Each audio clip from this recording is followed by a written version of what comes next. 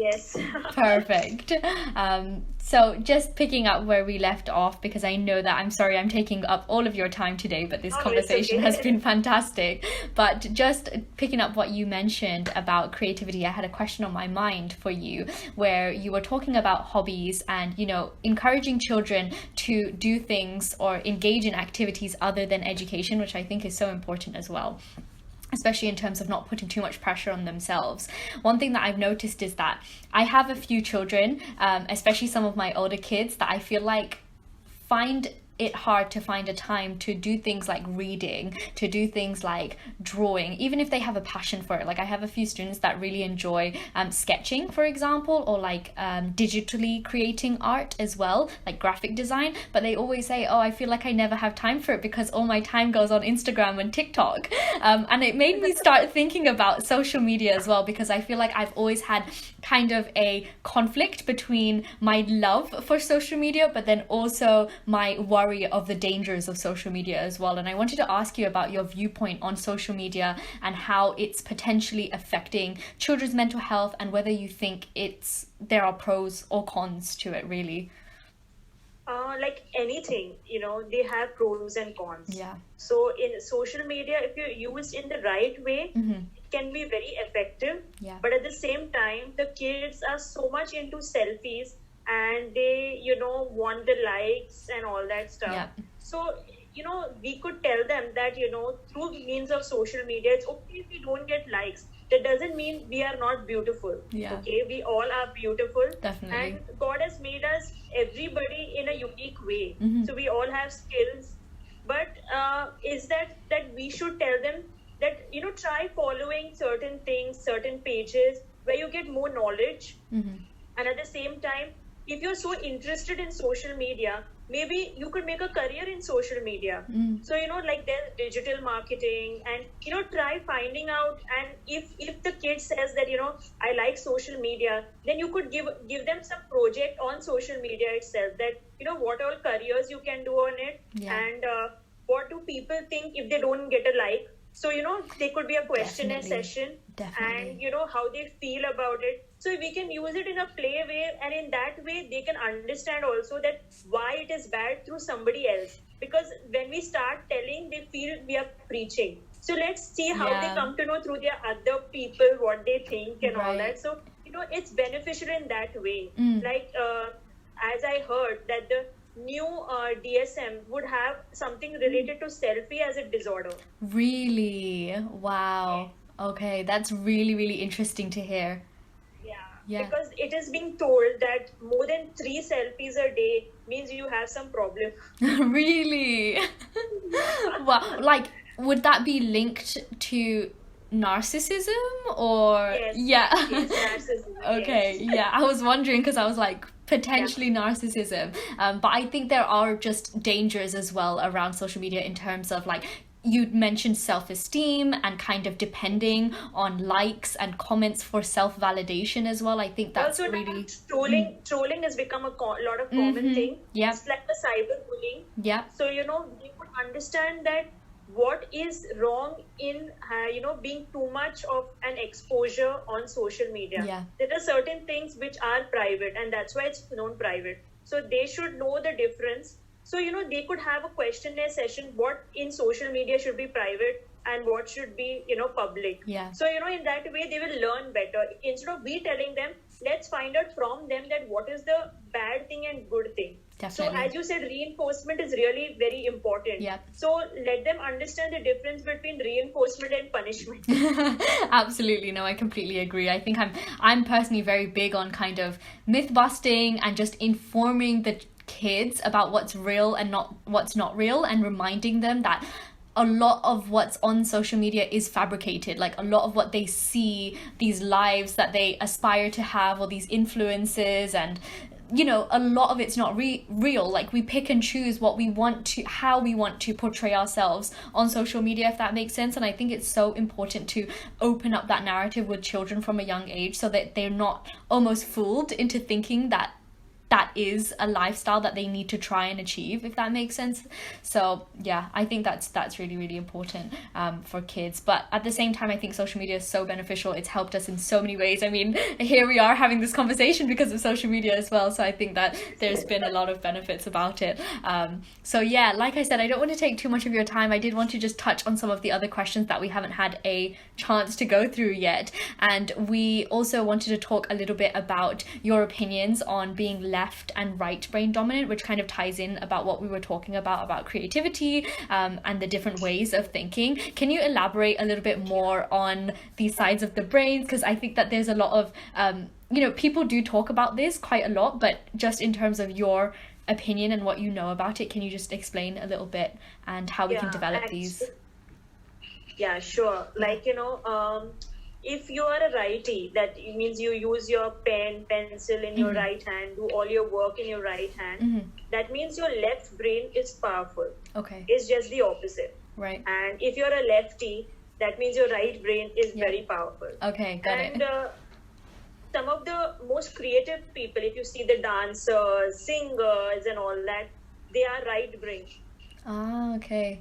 Right. So naturally more creative. Yeah, right brain is creative. Right. And left brain is more of what you require in academics. So that's the thing. Right. So, psychologists always feel that, we, like human beings, like if a child starts writing in left hand, we will start shouting, no, use the right hand. Yeah. That's what it's told to us. Let them do it in the left hand. So, that's fine. They will be successful. And I think some of the successful people, if you notice, are left-handed. So, yeah. I think Barack Obama, if you give an example, he's left-handed. I'm gonna have to start practicing with my left hand. I need to be ambidextrous now and use both. Absolutely. So would you? Because, there are also people who use both the hands. That's also very good. Yeah, definitely. And would you say it's important to be able to develop both sides of the brains, or is there ways, tasks or activities that we can do to enhance these without it just being, dependent on which hand we use to write and read, if that makes sense? Yeah. So, like for the left brain, there are like brain teasers or riddles. Yeah. Use that. Those are activities which are usually given. Then puzzles, because puzzles make you think. So that's good.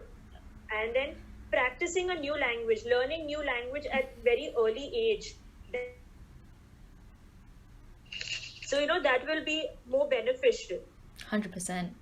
Yeah, I think learning a new language is so important as well. It's one of those things that I've had definitely a difficult time doing. Like, I don't naturally pick up languages. I feel like I have to work very hard at learning a new language, but it definitely, I feel like, unlocks a different part of thinking or a different way of thinking as well. So I completely agree with that as well. And then I'm just thinking if there's anything else that we missed out. Right brain. I would like to say about the right brain. Oh, yeah, definitely, so definitely.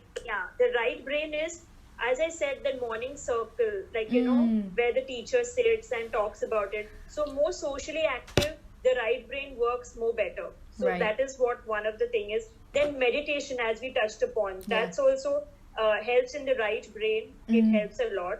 And then obviously dance. When you dance, you're doing your expression out. So that also helps in the right brain. Then acting, singing, painting. Yeah. So these are all helpful for the right brain. So, a mixture of all these things can help the kid years later.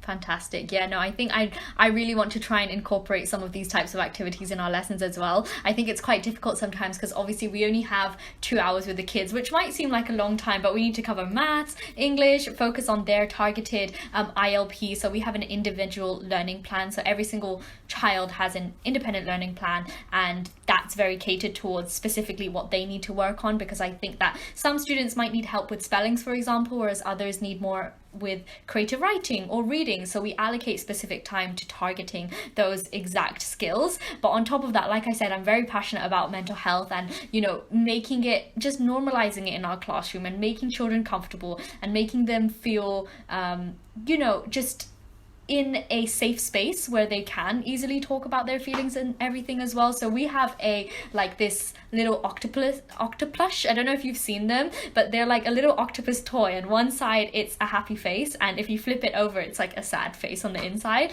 And I found that some kids like really enjoy using that sometimes, like just on a one-on-one basis, to tell me how they're feeling without elaborating and going into detail, because again, some children, they struggle to explain, or they struggle to really voice exactly what's going on. So yeah, things like that really helps. I think I really want to incorporate that chat in the beginning, that circle time as well. I think that would be really nice and work really well for the children as well.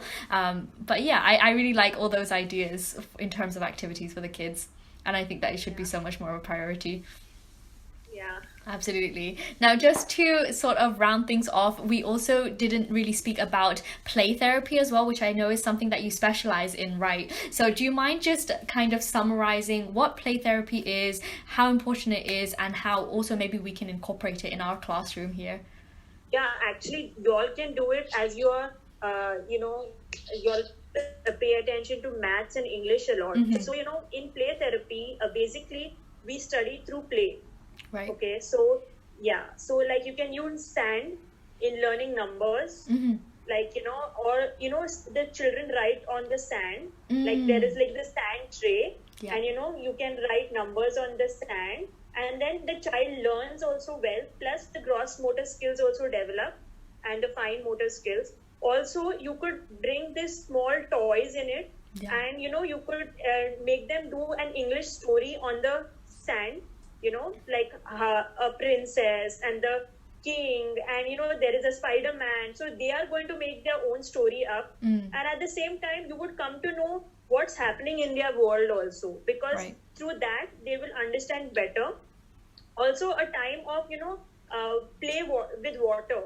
When they play with water, that's more therapeutic, because that they will understand that water, how to save water. Yes. And at the same time, they will understand that, using too much of water can affect, yes, in a wrong way. Definitely. So, that way. And then also a puppet, like, making small drawings and, having your own puppet, and the puppet talks for you. So that way you could, talk about different cultures, and, related to English, where, have a puppet with Shakespeare, and, maybe with, another author and all that. So that way, the child really understands. Even, for example, if you are like, for making a chapati, you do the dough. Yeah. So the dough is the thing that, the child is, rubbing all the stress out and all that. And you can also use it with slime, that color the slime, or make the slime. So that way, you're going to teach the child the color, the importance of it, and at the same time you're going to use play therapy also for it. So Absolutely. That's like the collaboration which you get to do. Yeah, no, that sounds fantastic. I definitely want to incorporate more of that in our learning. We do have like a few little like objects and materials and resources that the kids can use when counting and things like that during maths, but I think implementing it even more, especially with younger children, because obviously we are a tuition center that focuses only on primary kids, so we just focus on the younger years. So I think introducing more activities like you mentioned, like sand and water and playing with slime, will definitely engage the children in a different way, if that makes sense. So yeah, absolutely, I love that idea. Yeah, no, fantastic. So I think that is pretty much everything that we've covered. I feel like I could talk to you for hours and hours about mental health and about children. This has been such a pleasure to speak to you about, and I honestly appreciate you taking the time so much. I was just wondering if you could summarize or kind of give a message to other parents and educators that will be watching for Mental Health Awareness Week. What would be kind of your summary or your advice or your closing for them? Yeah. I would, like for the teachers, I would say that how you behave, how you say, how you do things matters a lot for your kids. Okay, so I mean, these are the people who can be the celebrities of your life. So, the important thing is that, always every kid has some talent. So let's remove out those talents in them and use it so that they study better, because they don't study better because the things don't interest them. So if we make them through their talents, they will study better. Definitely. And parents can always, instead of doing negativity and saying no to things or saying, oh, this is normal, just say that, I have also gone through this. I have seen all these things. Are you suffering from the same thing? And this is how I did it. Why not be friends to our kids? Definitely. I know there is a line between friends and parents, but at the same time, if we try and become friends with them, so if a tsunami comes in their life also, they will come to their parents. Definitely. So, the parents know about each and everything. So, start doing affirmative words and sentences with your kids and explaining them in story form. Children love stories. Yes. So whether it is educator doing it or parents, they will understand better. So, as a kid, I would tell each and everything what happened in school to my mom because, I was like, they were like, no judgment. Don't judge your kid, whether it is an educator or a parent, because that child is different. Their experiences are different. And instead of reacting to them, understand them. And then in a story way, you can tell them how it was wrong. So, that way they will understand better than preaching. Nobody likes preaching. They like, what should be done, solutions in a different way. So, finding alternatives can help them in the long run. Definitely, I completely agree. I think that building a good relationship, a comfortable relationship that doesn't include fear oftentimes. I know that yes, fear can be important at times, but being comfortable, being able to approach your parents and your educators freely is so important. And I completely agree with affirmations. I think daily affirmations with children are just so important. They can be so impactful long term as well. So yeah, I really love that idea as well. And I think that advice that you gave is really important. And I hope that parents and educators are able to take that on board. This has been such a wonderful chat with you. I think that we should definitely do a webinar in the future if you're up for that, where other parents and teachers can actually tune in and comment and also engage in our conversation as well, which I think that would be really beneficial to everyone else. So thank you so much for taking the time for me and taking the time to have this conversation with me. I've really appreciated every moment of it, and I've learned so much as well from you, so thank you very much. Like I said, I really respect your line of work as well, and I think what you're doing is so impactful and so important to children globally. So it's been absolutely incredible. If you're definitely in the UK as well, I would love to see you. So please do come here when all of the pandemic and everything is over. And yeah, thank you so much for your time. Thank you for having me. And I have visited, there was a stopover in UK when I was 15 years old. I was going to Canada. Yeah. So, yeah. So I have my cousins over there. Okay. So maybe in the near future, I would drop Absolutely, in. absolutely. That would be so lovely if you could come down and we could meet in person. And I'm sure all of the kids would be so excited to meet you as well, and they would benefit from you so much as well. So that would be a really great opportunity in the future, I hope. Kids are my film stars, you could say. They are my favorites. Absolutely, I'm exactly the same. Definitely. So, and it would be really nice to have a webinar and talk to parents and kids about it. So it would be really beneficial, because I feel if I could touch some of them, I have done justice to my profession. Absolutely. So, I completely know what you mean. I feel the same way as an educator. I think that it's so important, and you feel that satisfaction when you know that a parent has benefited from something that you've said or a piece of advice that you've given as well. So hopefully we can set that up maybe sometime over the summer if you're available. I would absolutely love to do that. Yes, sure. Why not? You let me know and I'll try and adjust my dates. Amazing. Thank you so much, Dr. Prithika. I hope that you have a really lovely rest of the evening, and do keep in touch with me. I'll be speaking to you very soon. Yes, sure. And you too have a lovely weekend and a good day also. Thank you so much, Doctor. Take care. Bye-bye. Yeah, you too. Bye.